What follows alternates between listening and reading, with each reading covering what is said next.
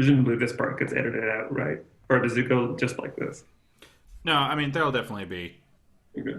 Yeah, when we get to like the actual, I mean, I'll probably include like something like Hannah talking about Adblock Plus in the beginning as like a cute little like funny Right. thing to Yeah. get the audience all involved.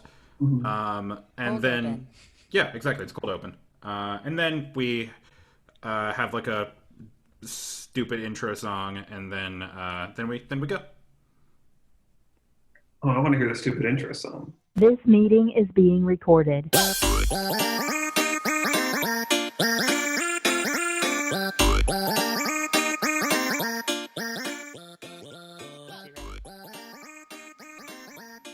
Hello, welcome to News from the Real World, where we are going to take a look at the top 10 comment generating articles from the past week. I'm Hannah. I'm a third-year sound designer. Hi, I'm Grace. I'm a first year costume designer. And I'm Evan. I'm a first year scenic grad. And I'm still a logo. Very happy to be back after a summer of boring. We love it. All right. First article that we're going to take a look at is called When the Audience is Stuck at Home, the Play is in the Mail. It's written by Jesse Green. His whole thing was, it was nice to see differences in what could theater mean and what actually is theater during these times and like everything that's going on. So he took a look at theater that is getting sent and done by mail. So he looked at pieces that send you like clues for a murder mystery every couple weeks, or things that were specifically designed for you to look through based on some I need to look at the article. Oh my gosh. A project called Portaleza. Envelopes included intriguing items you use on a spiritual journey, and you look at the things through a hypnotic, this kind of viewfinder that gave a bunch of different images and screens to like create emotion and those kinds of things. Overall, he was really disappointed by all the stuff in the mail, which is kind of a shame because it's a really cool idea and it's, not staring at a computer screen or a phone screen and, the boringness and the boxes that we're stuck with in the entirety of that has been Zoom theater for the last 6 months. What y'all think? I was excited to read the article because I was like, I love to do male theater. That sounds like such a fun thing to do. So to find that it was disappointing at the end was just that, was disappointing. The issues that he had with it though sound really surmountable, right? Like he's like, there's no human connection and there's no. Yeah. I think there'd be a way to have a character, even a digital character, or a personality who's writing you the letters, right? Like it seems like there's a way to do male theater that is engaging and interesting. Yes, the one he was talking about where you got sent a bunch of different letters for the whodunit. Mm-hmm. Sounded like that could be really interesting and well done if it's done correctly, or like, if it's some app you download with it too, and like then based on your reactions and your theories, different things can happen when you get mailed things. That'd be kind of cool. Mm-hmm.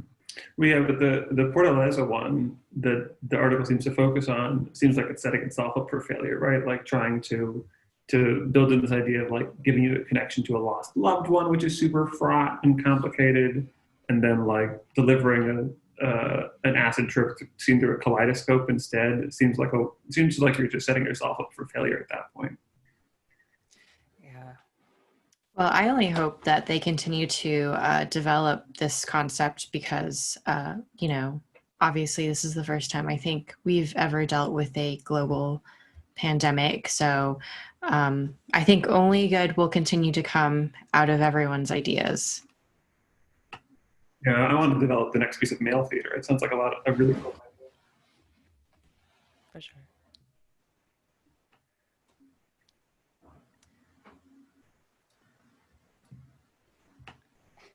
Speaking of new ideas, transition to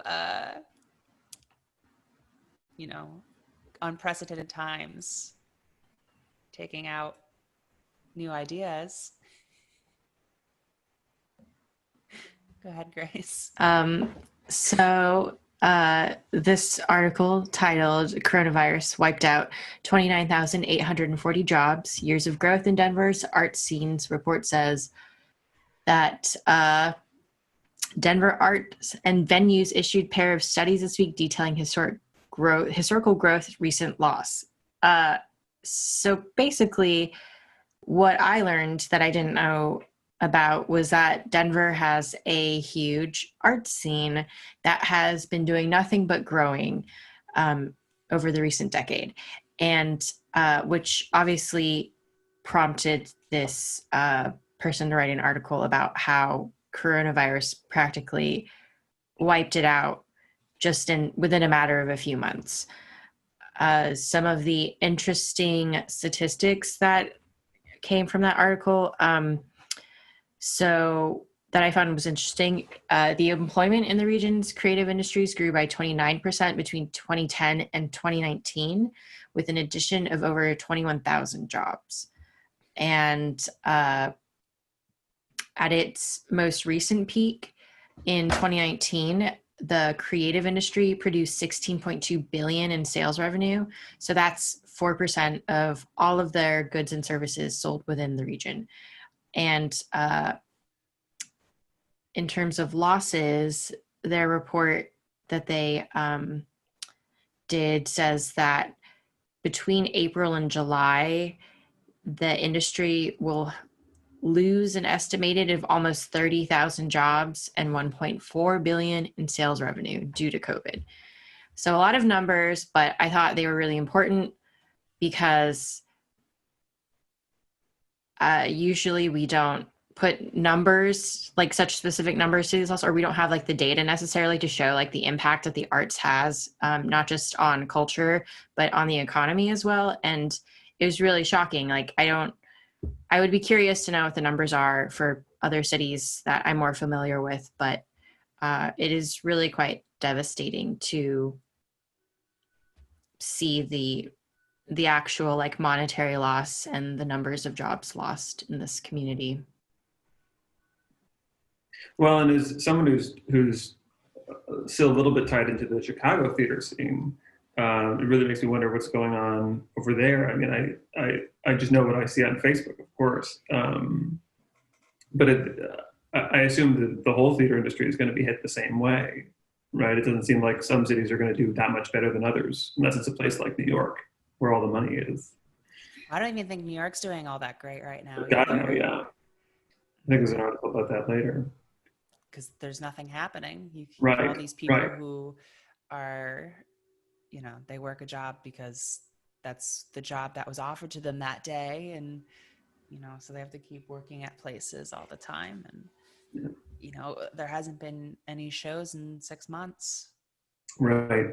But I mean, the amount of money that's in the New York theater scene means that the big players in the New York theater scene are going to keep existing, right? The individual creatives probably will shift. But one of the other things that's weird about this is, sorry, if you want to. Do I just even mean like just down to all the electricians, all the people who, want to get into doing the scenic and all the arts and everything like that? As all those people who are out of job, sure, like the big donors and people who run all these giant theaters and theater companies are going to probably be okay, but it's there might end up being like this entire generation gap of people who are like, 18 to maybe even 35, of like people who couldn't make it because, of these Hit the 6 industry at months, the they wrong just time. couldn't afford to do it, so they'll have to move back home or move other places. Yeah. Yeah, it's also funny because I mean this article puts it in the context of the growth over the past decade and how 5 or 6 years that was wiped out in 6 months, or maybe the whole decade. And people who have been talking about the pandemic have put it in the context of pushing us forward by a decade in terms of our use of technology and our willingness to do things online. And it's a shame that our industry is doing the opposite. Well, how much money is there in this pushing everything online and the extent of technology and those kinds of things? Yeah, and even though we have the data to support the impact that the arts bring to cities, I think we're still sort of not prioritized just because of like what do we look like moving forward in a pandemic, and is it something worth investing in, which is difficult. And I think like what Evan was saying earlier, and there's another article that we'll talk about Broadway in New York, and how there's just this like I think they say that theater and arts brings in more revenue than like all of the sports combined in New York State. So, but what are you going to do if we physically can't have people traveling, and we can't have people going into spaces together, or theaters just don't have the capacity to justify opening up their space if only a handful of people can come in for safety reasons. So.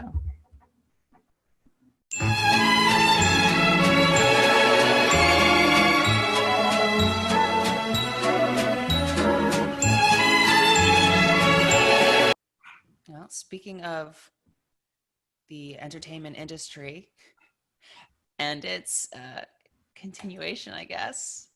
Flawless segue. It's not just theater, it's everything. So this article is called Lady Gaga's VMA performance is part of a long international tradition of performing with masks, by Benjamin, you're scrolling fast, Benjamin Wild. The article puts Lady Gaga's and Ariana Grande's VMAs performance in the long context and history of theatrical performance using masks, going all the way back to the Greeks and ancient schools of theater, commedia, and so on, and tries to draw this parallel that the expressiveness and creativity of theatrical mask wearing could still be part of our COVID theater world. There's a couple questions I have about this personally. I have never seen a show done with theatrical masks and felt more connected to the actors or to the characters than I did when I saw a show without. I don't know how you all feel about that. I think it's just like cultural relativism, right? Mm-hmm. A lot of the cultures that do tend to use masks in their performances, I think the intent, but also just like the delivery of the performance is different. And like, I think it is very typical of like, especially in just like Western society and media, that we sort of put the actor up on a pedestal, right? Like we idolize actors, the way they look, the haircuts they get. So it kind of makes sense that we like to make this sort of personal connection with them, sort of pretending like we're friends with them or like that we know them. Whereas I think the article also talked a little bit about like no theater in Japan. Again, it's just like no theater wouldn't be no theater without masks. Mm-hmm. So it's sort of, how can we connect to people on the same personal, intimate level that they're used to using this sort of adjusted form of acting through masks? Mm-hmm. Yeah, it's kind of that kind of tie to both Eastern and Western theater, because there's the Greek drama, the comedy and tragedy masks. And they used to do everything in mask, and then Japanese no theater, so masks Yeah. And Yeah. hell, there's an entire TV show where the contestants are in masks and they sing. Yeah, they bring that up. They bring that up. Right, which is sort of fascinating, right? And there is an expressiveness that you can give with a really good mask, of course.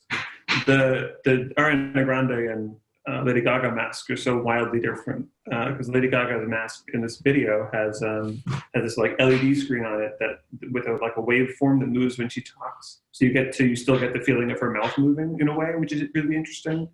And then Ariana Grande has just like a plain fabric, like she looks like a backup dancer or something. It's unclear if she got the memo or what. Well, if it'll encourage people to wear masks just in their everyday life, I'm all for it. I think they needed like a normal example next to the crazy. Mm-hmm, mm-hmm. Right, like you could do one of these two things. I like that. Yeah, if as long as something's covering your face, I think Right, it's right. another point. I don't know if I'd want to wear a mask with a big LED screen on it then. So people know like when you're moving your mouth or making sounds. Yeah, exactly. It's you should check out the video if you haven't seen it yet. Speaking of doing things to keep ourselves safe, performing in winter, creating COVID-safe super venues, and sharing the stage. This article, written by Neil Thomas Smith, talks about the challenges that theater companies and other entertainment industries are going to face, especially in the coming few months as it starts to get really cold in a lot of parts of the world that have large theater venues, like in the UK and New York and Chicago and other places like that. It's hard to do theater outside if it's snowing on us. And even having things inside, as long as you have the prerequisite 6 feet and masks and all those kinds of things, you know, most houses are barely, if ever, going to be able to hit 50% capacity. And I know in some states it goes as low as like 15% capacity in most theaters. So unless you're going to operate it at a loss, you really have no option to create any theater. So he was talking about ideas of trying to get as many people into a space like convention centers and then just having a bunch of performances in those as a way to do theater cheaply, because you share the price across numerous performances and performers and different kind of things, and you can do it multiple times over and over again to get your theater and your art out to as many people, which I thought was kind of an interesting idea. This kind of, you know, maybe you do 10 shows over the course of a 3-day weekend, and each show's for 10, 15 people in a conference room. It'd be kind of interesting. Bring us back to like our fringe roots, right? Or I don't know, it makes perfect sense. Like those convention centers are just sitting there unused, and there's so much space, they can hold so many people. It only makes sense.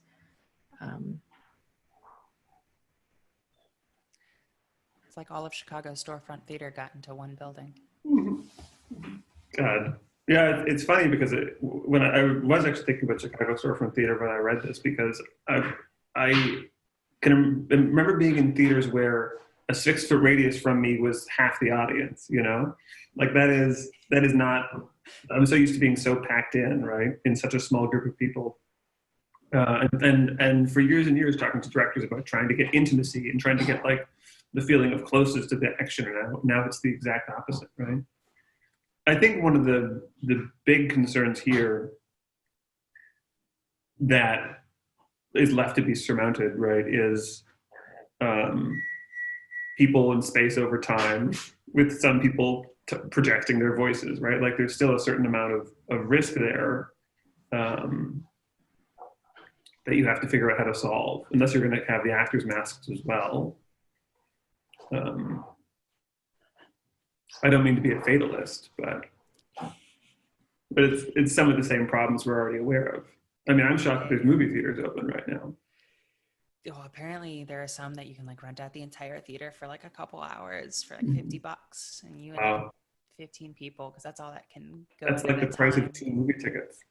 Yeah, but if you split it across 15 people or whatever it is, you Yeah. just get the movie theater to yourself. Wow. I don't know if I'd want to be in a room with 15 people, Right. regardless of any situation.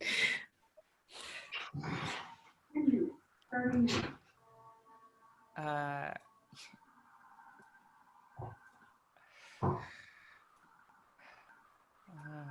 Speaking of trying to return to normalcy and getting more than 15 people in a room. Yeah, so this is a Broadway World news desk article called How New York City's Return to Normalcy Hinges on the Return of Broadway.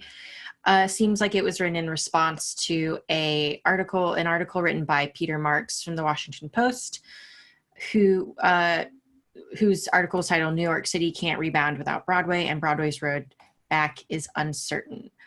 So the article is pretty simple.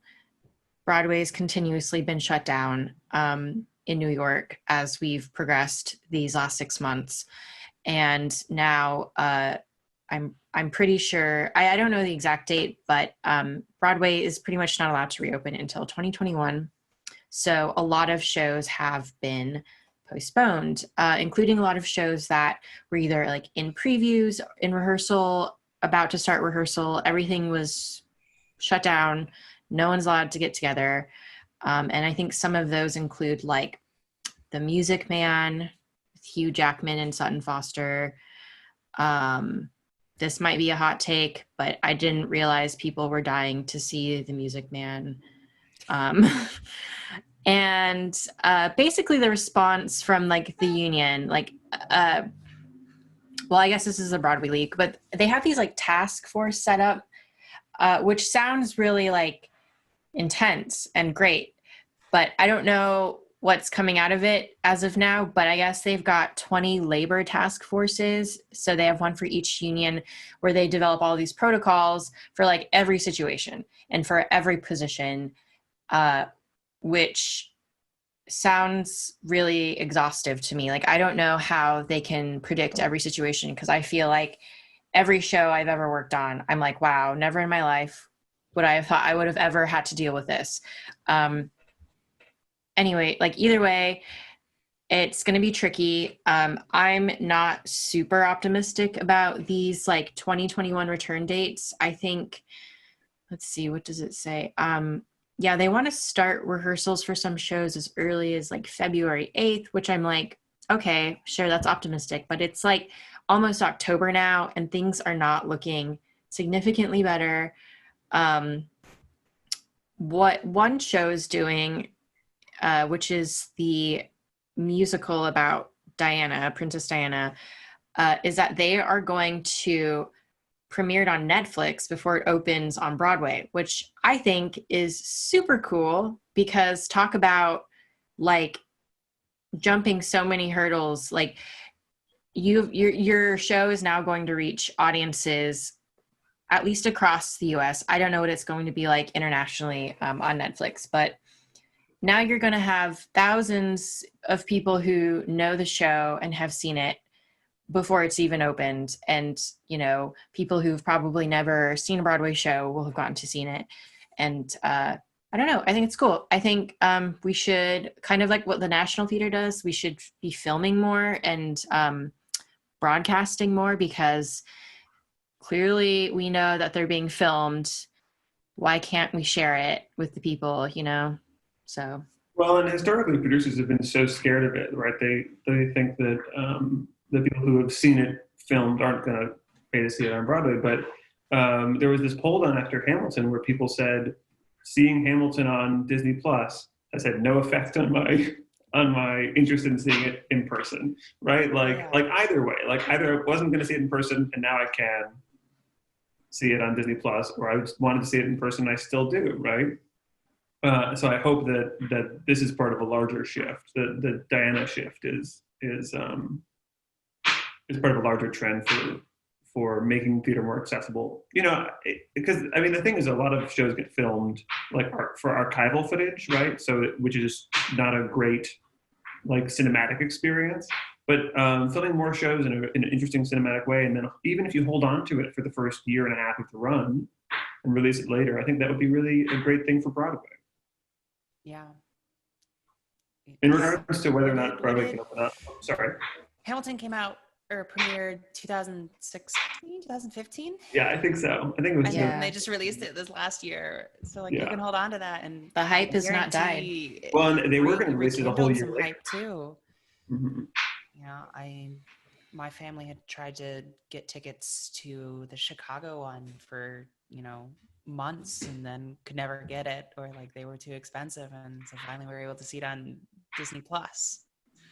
And like that was a really cool, you know, experience to like finally get to see it. And you know, of course, and think of like how many people get the chance to go see it, I'm gonna go see it. Like it's good. Yeah, it's supposed to come to Pittsburgh. It'll be a year from now, but it was going to be this winter. Yeah, it came here last year. Yeah, it's going to be in like every city. Like once things open, I mean, weren't there already like 4 casts around the country? They hit that iron while it was hot. Just like making rotations. Right. In regards to whether New York can reopen or not with the New York Theater District, I mean, the CDC director said earlier this week that we shouldn't expect a vaccine to be widely available until second or third quarter of 2021, right? So that's not January, you know. That's July. Right. Everything is very arbitrary, and like since I guess there hasn't really been a day one of this, but I'm sure we all remember those first few days when, you know, especially it started off in like Washington State and how we were getting all of our news funneled through Washington State about COVID, and how Jay Inslee, their governor, was like, all right, so we're going to limit gatherings to sizes of 500. 250 and across, you know, slowly across the country, all of these other mayors and stuff were coming up with what I consider sort of arbitrary numbers, because it's like kind of an all or nothing situation, right? And unless you have the technology or the resources to like confirm or test people like immediately and get immediate results, there's really no way to like safely allow people to gather. And I just remember, because I was living in Washington, D.C. at the time, and DC obviously is very small, and it's bordered by Virginia and Maryland. And Maryland's governor was like, yeah, no more than 500 people. And then DC's mayor was like, no more than 1,000 people. And I kind of was just like, you know what, I'm just going to stay at home to be safe. But obviously these arbitrary numbers sort of just like draw things out longer. And we had multiple shows running at this time.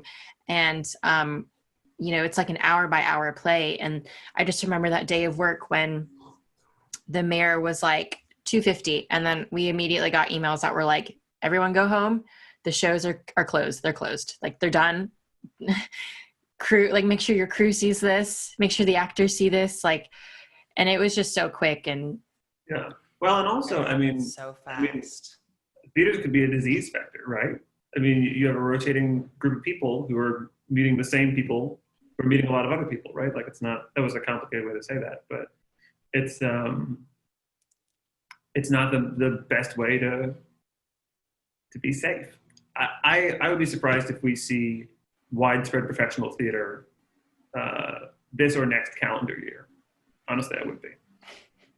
That's a good segue into the next article, because our shit show of a country is not going to have that happen.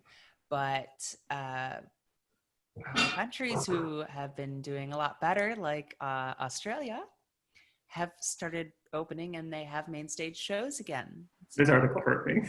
Yeah, it really hurts. Sidebar here.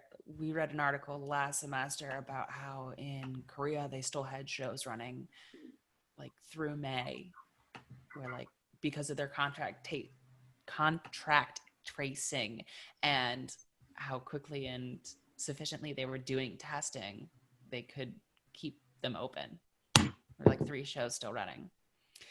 So the play's not the thing the theater is. Returning to live performance is like returning to humanity. Jane Howard. She talks a little bit about her last experience seeing theater when the mayor, governor, someone in Australia said, we're limiting things to 500 people come Monday. So or some small number. I think it was smaller than 500. So this is your last shot to go see a show or anything. And then, 6 months later, they can finally open it up again because of everything that is happening. And talking about how the experience of being back in a theater and seeing live theater away from the, I guess almost sterile screen of Zoom and everything else was really what made theater, that connection, those missteps, actors tripping over their lines, rushing to catch up, talking over each other, all those kinds of things, making, being in the theater is what makes theater, which I kind of agree with. I think all the stuff that is happening on Zoom and online is, good, and it will probably have a place still come post-COVID, but I definitely think that theater is theater and it happens live and, with mistakes and in person with, an audience. Totally agree. It's interesting because she, the writer, points out that even though the theater's put in all this trouble to make it as safe as possible, right, distancing people and making sure there's hand sanitizer available and so on and so on, it completely fails in some ways, right? Like the audience is chatty and they don't observe distancing when they're coming in and out of the theater, and the author is trying to spin this as like a really positive thing. She's like, amongst the throng of humanity where theater needs to be, part of me is like kind of horrified, right? Like I'm sort of like, this doesn't sound like a place I want to be. Like, of course I want to go back to the theater, but like, I don't know if I want to be in a crowd again like that. She also rips the play to shreds, which is really funny. Yeah, she's ham-fisted and right. was acting always like this. Right.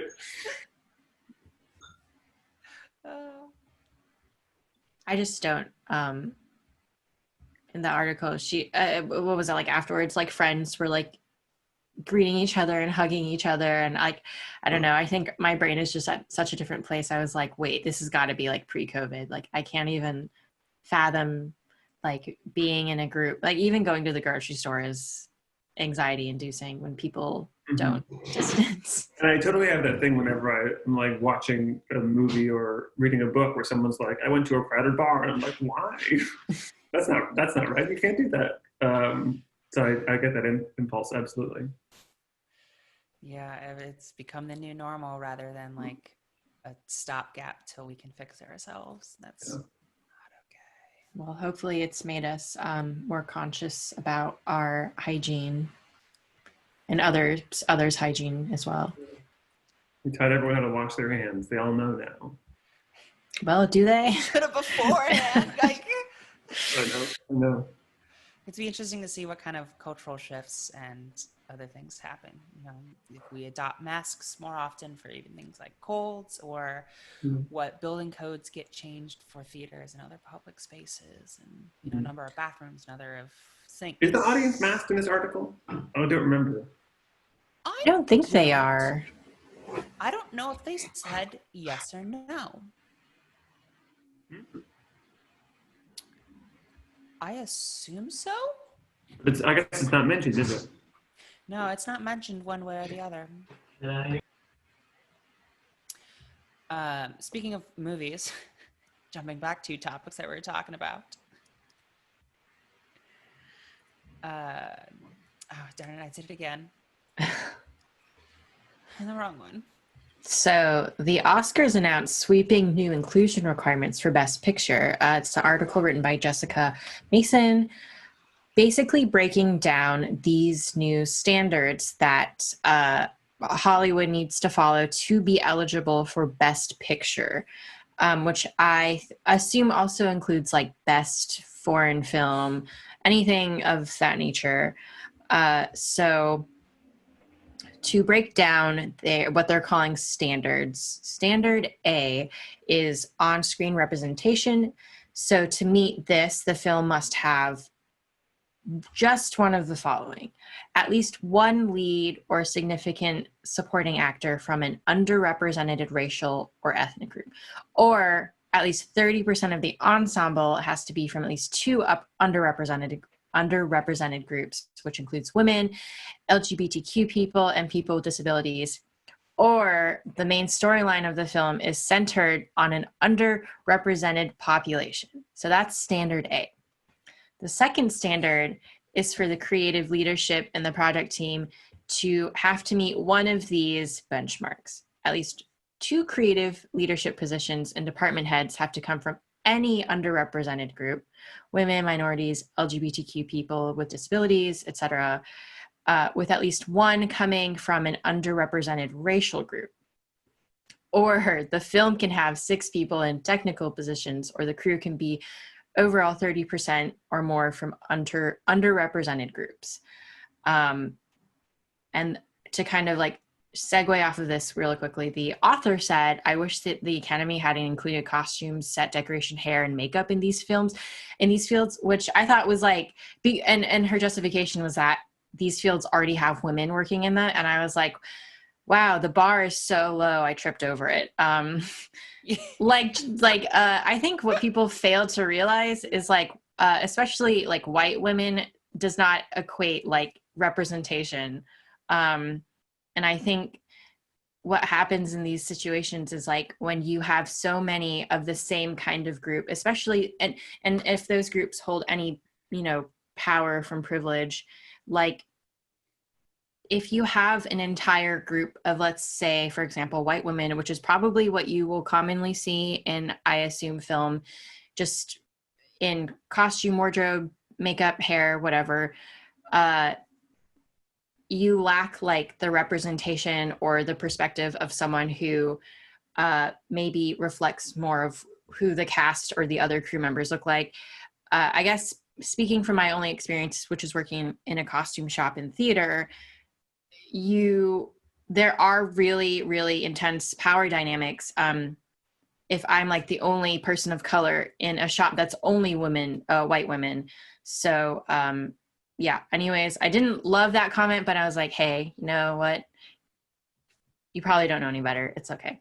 To quickly jump to the last standard, which is that the film needs to do 2 things. The distribution company must have paid apprenticeships and internships for underrepresented groups.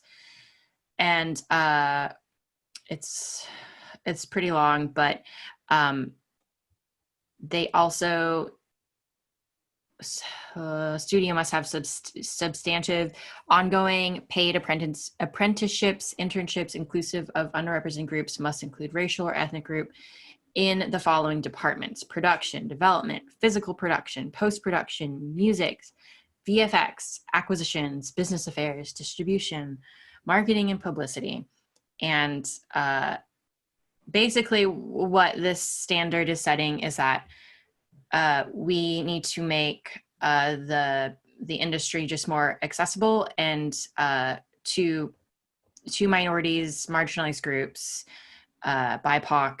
And the author also said that they felt like that this was the I want to remember the exact phrase she used.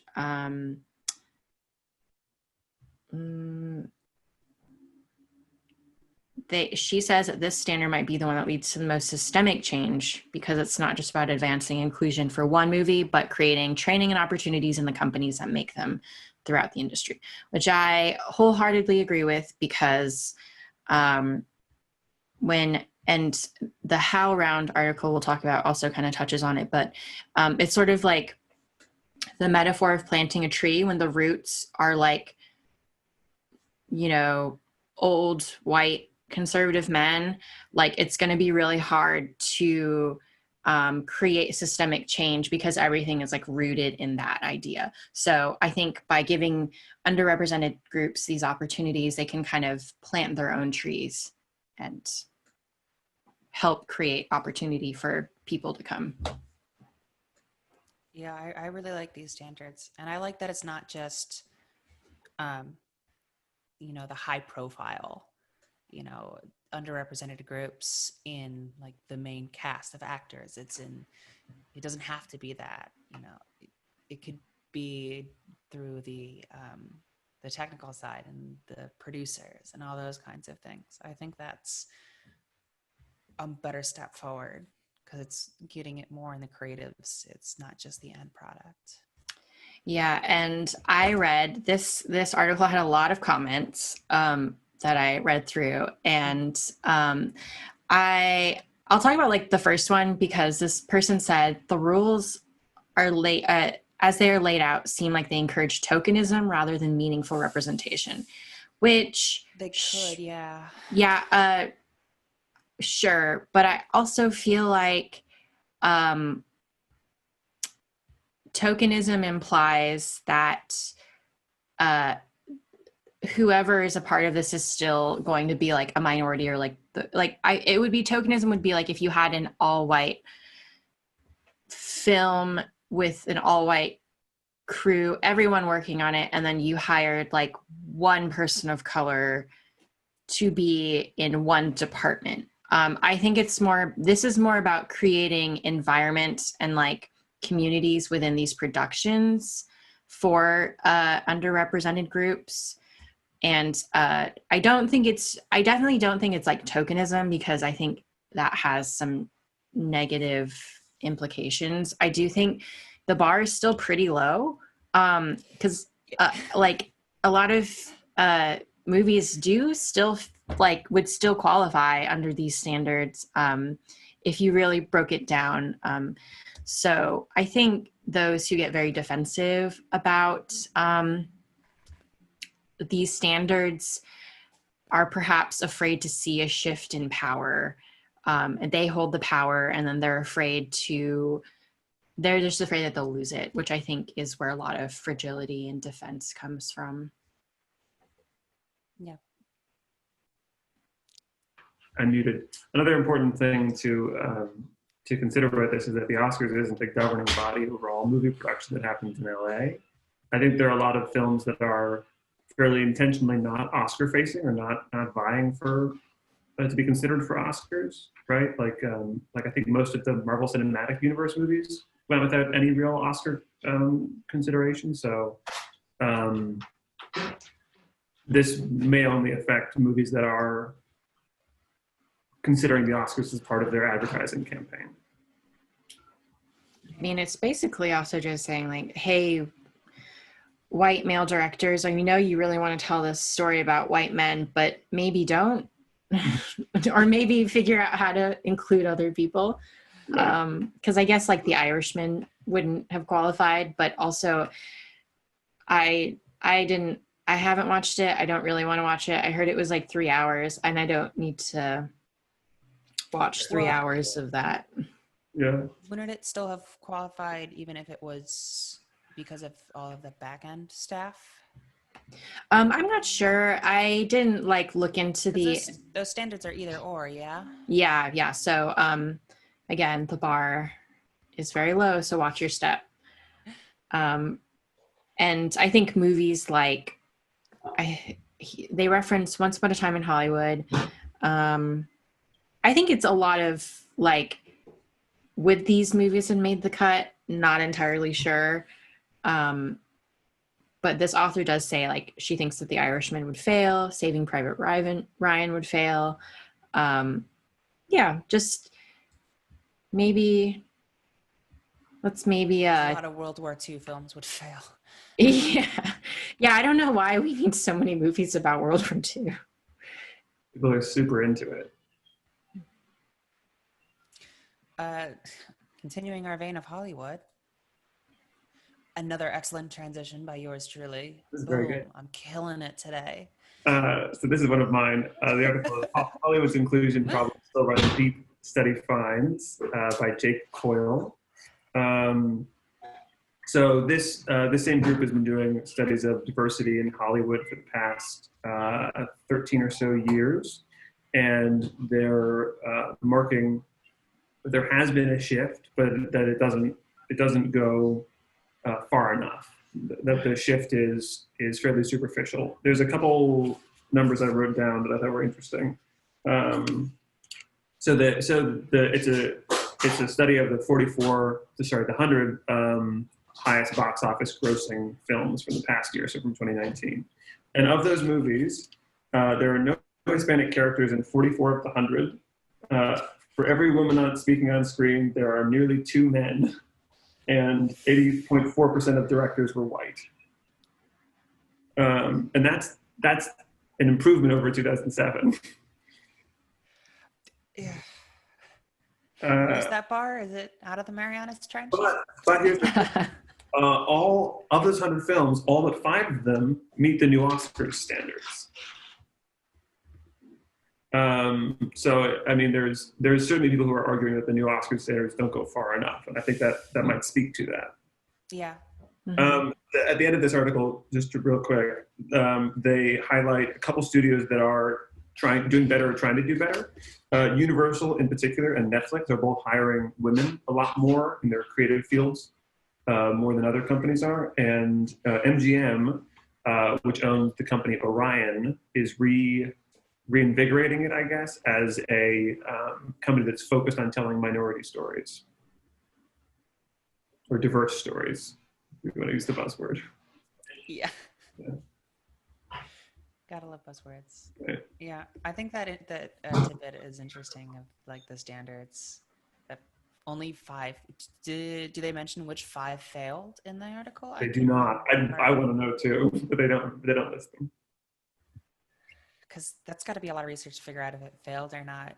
You have to go through Mhm. all of the Yeah. artists, the seamstresses. I don't know I the think it's gender department neutral or heads. whatever. I think Is it's it department heads I or think is it it's just department the heads. departments? Go back and look at these standards closer. Yeah. I think it's leadership positions, department heads, or the film can have 6 people in technical positions, or the crew can be overall 30% or more. Does that mean that? See, when I read that, I assumed it meant that the tech crew had to be more than 6 people to be eligible for those rules. Maybe that's a misread of that. Or the film can have 6 people in. It's unclear, I think. Yeah, not super clear, but I mean, if we're talking about like Hollywood films that are, trying to win Oscars, I'm going to assume they've got at least 6 people who are just the assistant to the lead. Right. So, yeah, 30%. Again, a lot of ors. It's not like and. It's so the bar. I think the effort and like the fact that they're even requiring these standards for all movies that want to win an Oscar for Best Picture is a huge step, because I think sometimes optics is really important and just showing that they're trying to do something, even if people don't think it's going to be like nearly as effective as changing Hollywood overnight. But I take it It's with going to happen overnight. Yeah, I accept it with open arms. It's better than not having them. So Right. Totally overdue. mm-hmm. For sure.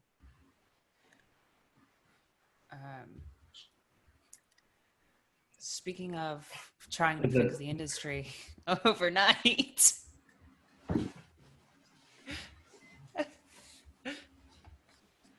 Great. So this article is entitled "Career Development: Fixing the Entertainment Industry's Problem When It Is Needed Most" by Brian Pennick on Forbes. This article is about the music industry and talks about career development for musicians, about how even though musicians are right now out of work mostly, that there should be a way, websites, that kind of thing, for them to branch out and to develop their careers on the net. But that most traditional career development sites, LinkedIn or Glassdoor, et cetera, that post jobs don't cater to entertainment industry people, right? This is a little different in theater. There are a couple theater-specific job board sites and Facebook groups and things like that. But it's an interesting argument. I mean, it's sort of a should these larger sites be catering to our niche, or should we be finding a way to cater to our own niche? That sounds dirty, but stick with me. Yeah.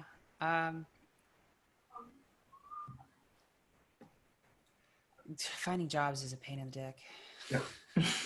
I mean, I don't know a lot about the music industry, but I guess a lot of these platforms we have for finding jobs specific in our industries they came out of necessity. So who knows? Someone's working on it. Just give them some time. They thought this would be over by now, but it's not. So. Mm-hmm. This article is talking not just like now during COVID, it's just in general. Yeah. Well, and also what the writer of the article seems to be suggesting is that this set of resources needed for musicians who are looking to like diversify their money making, right? Who are looking to branch out and find alternate sources of income if they want to start teaching or coaching or things like that. Which seems hard to have a site focused around, of course. For sure. Sounds like a lot of very specific Facebook groups. Right. That's what they need. Yep. Someone needs to invite this guy who wrote the article to some Facebook groups. That's really funny you bring up this Facebook groups, because I know I'm part of a Facebook group that is solely for blast burbs of like audio jobs in video games. Wow. That's that specific of a niche of like, yeah, hey, these people are hiring. Hey, here, like, who's hiring? It's like all those kind of blast burbs. So yeah, one specific thing. I mean, how many different groups are like this? Like, are each of us a part of on Facebook that are all very specific but have like overlaps? You know? Mm-hmm. Yeah, I mean, when I was working in Chicago, there were 3 or 4. It was like, here's the scenic painter group, and here's the like strike and load in work call group, and here's the I'm getting rid of something and will someone take it off my hands group, right? Yeah. Like those things do exist in theater, and I think that theater is probably more community minded than the music industry is. If I had to make a wild guess, based on no information. Yeah. Well, I think that has to do with the amount of people that have to go into creating theater. Because, that's kind of the interesting thing in like the last 10, 15 years, how, one person with a computer can create an album all by themselves and, put it out to these websites and essentially get famous. That's what happened to Lil Nas X. He basically did that all on his own and marketed himself. Yeah, I think even if you are touring, it probably is a fairly lonely lifestyle in a lot of ways. Whereas theater artists mostly stay in the same city and work with within the same community over and over again. Tend to work with the same people over and over again. Yeah. And the premise is that like we need each other, right, to create. So we need people to create, and then we need people to consume and pay us for our work. Yes, we do. Yeah. Now, back to the topic of the. So this is an article called How We Grew a Student-Centered Anti-Racist Movement at Our Institution of Learning. And I'm sorry, I just like trailed off a thought and had no idea what was coming out of my mouth for that one. Way to shoot myself in the foot. Okay. The segments have been perfect so far. I don't know. Yeah. No, this is gotta prove that I'm human and not a robot doing it. It's good to be humanized, dude. Yeah. Which one of these screens has a stop sign in it? You have to click on it.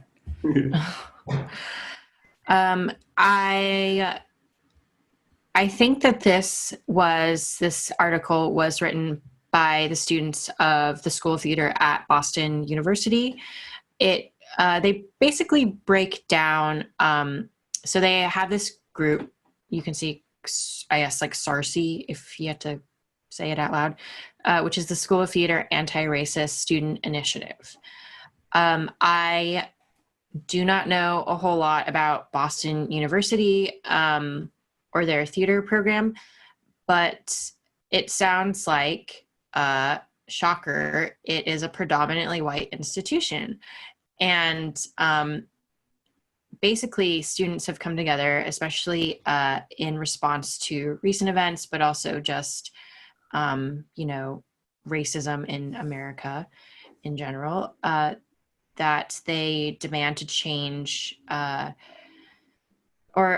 just trying to dismantle white supremacy or find ways to uplift Black, Indigenous people of color in their department. There was a quote that I really liked from the article. And it says, "To only demand change when white supremacy makes visible its blatant, visceral disregard for Black life is to permit the violence that occurs during the meantime. Permission of meantimes allows and sanctions at the hands of all bystanders the never-ending contemporary genocides of capitalism and colonization."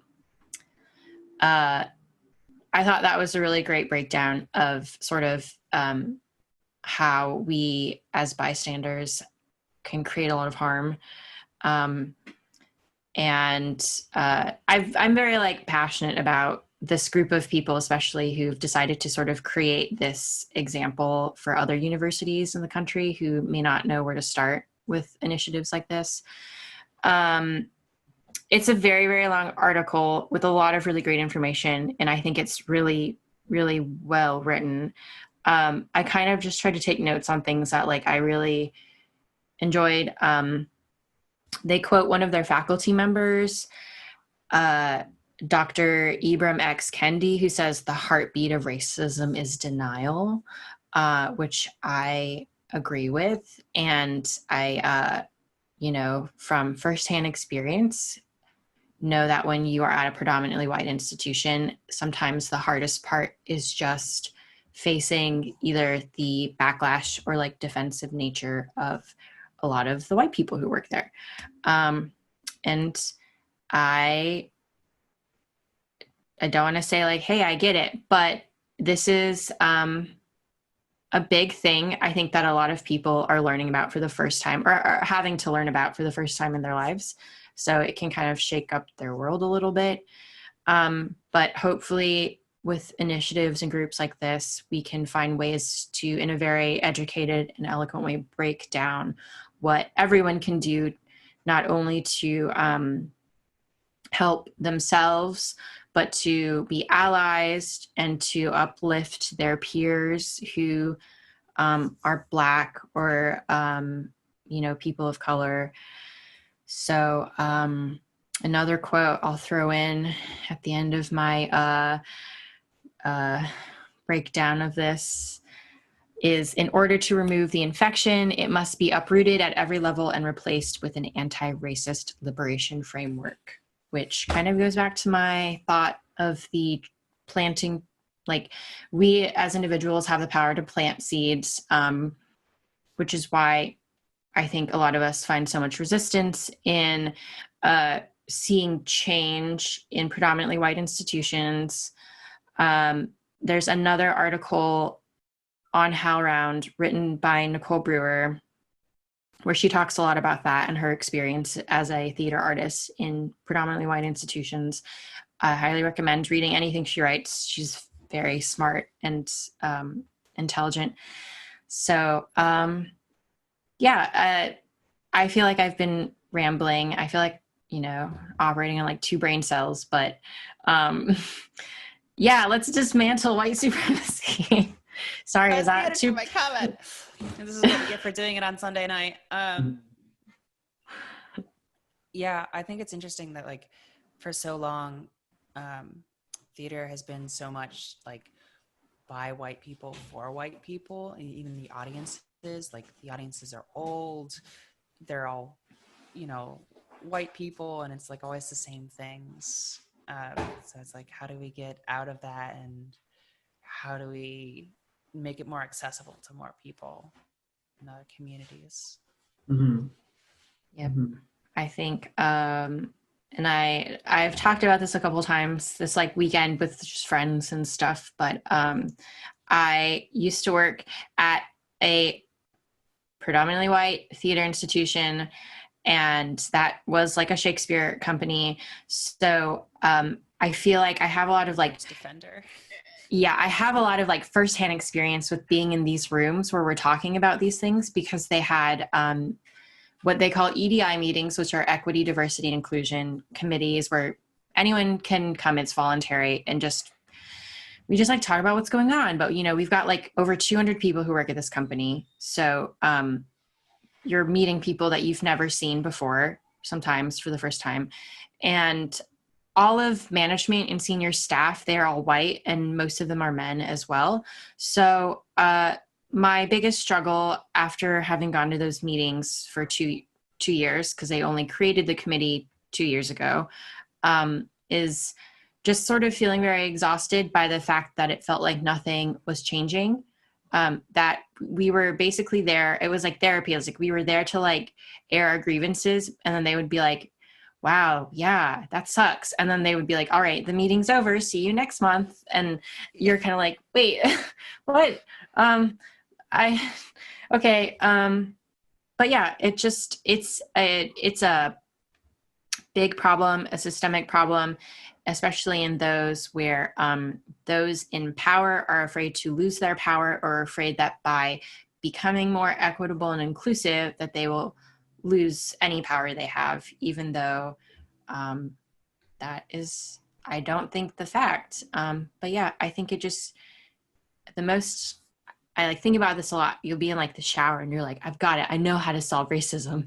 I don't actually do that, but I'm like, if we just had like, you know, we got rid of the white people running the companies, and you put in people who at like the root of their mission care about, you know, creating diverse, equitable, and inclusive theater, then I think that might do it. Like, right? It's just accountability. Like, but Right. I mean, I think that having these committees, these groups, does feel like a band-aid if leadership remains undiverse, right? yeah, or performative, right? Like, yeah, we have an EDI committee. Yeah, we're doing it. Or like, or we were talking about in our colloquium class is like, yeah, we did the August Wilson play.